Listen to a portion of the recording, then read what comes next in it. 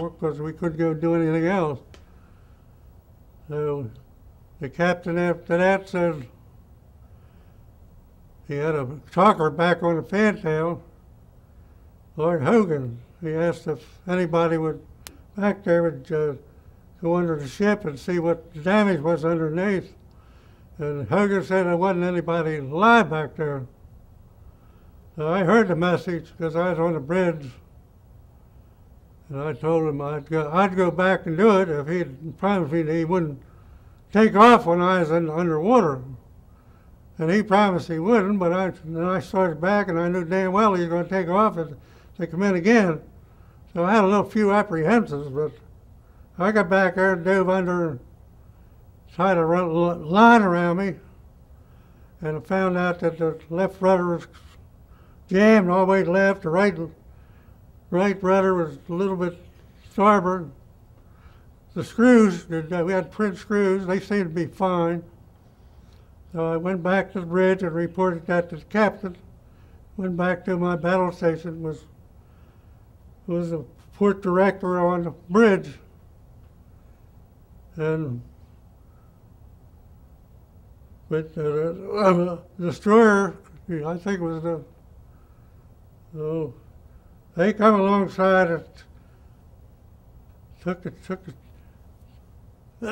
put blinds over and they sort of put it and pumped us out as best they could. Our whole aft was underwater, all after of the fire room and the engine room. It was all down. So they pumped us out and gave us a little tow, and then 2 seagoing tugs took us into Okinawa. And we got a soft patch put on there, and a few other things fixed up. And we retired from there to anyway back to Hawaii and on to the United States and put it in our dry dock up in Washington. I got the first leave, was glad to get off and come home on leave, and then I ended up in the hospital with a bad back in Philadelphia Naval Hospital. So they wanted me to go on and I got a little better there and wanted me to go on a mine tour, but I didn't feel like it. So I had enough points then, and shortly after that, if you have enough points, you could be discharged. So I went there to the Philadelphia Navy Yard down to Brambridge and was discharged in November the 22nd in 1945. So that's about my story. Tell me about, now you went from Europe D-Day, which was June of? About the 22nd, 23rd, back to the States. Of what, 44? Of 45. June of, what, 44 minutes. Is it 44? Well, when the invasion was June the 6th, 45. Okay. And we there, pre-invasion, invasion. And then you moved over to the South Pacific. Yeah, we went over, we moved from there back to the States, down to the canal, Panama Canal, San Diego, out to the South Pacific.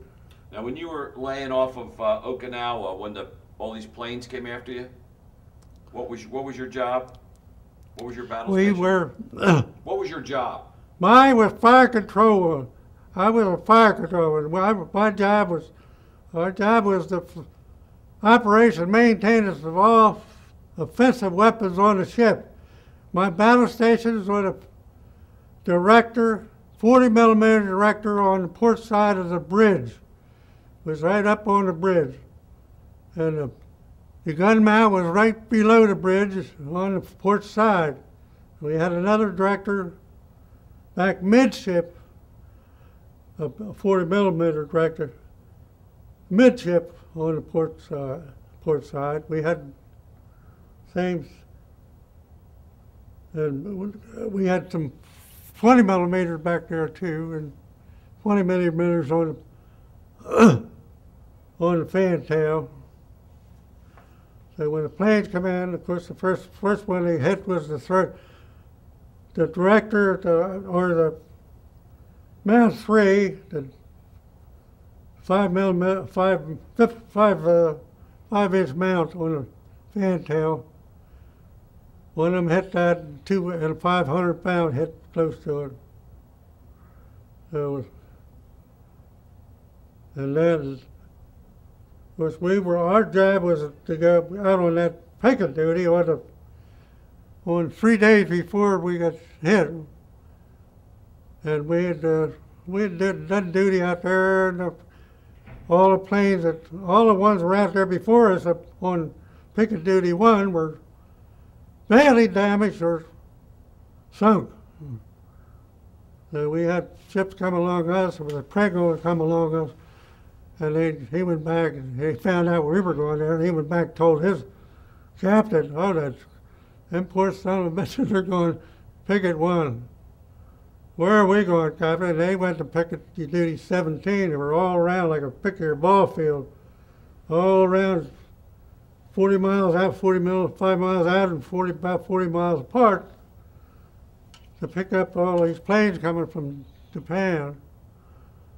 So we stood all that damage, and we were still afloat, and a couple of others only took 1 hit, and Saratoga, I think off of Okinawa only took 1 hit. They all sunk, but we were lucky enough to get by it. Now, how'd you get into the water when you went down to check? I went back, and this talker on the fantail, and he said there was nobody live back there but him, and he tied a line around me, and we had guards over where your screws are. They had a guard back there, so I got down on that guard and then dove over, and he had a line on me, and I went under and went over so I could see the screws and the two propellers and the 2 rudders. So I made my observation and come back up, went back on the bridge, reported to the captain, went back to my director, port director, on the 40 millimeter director on that side.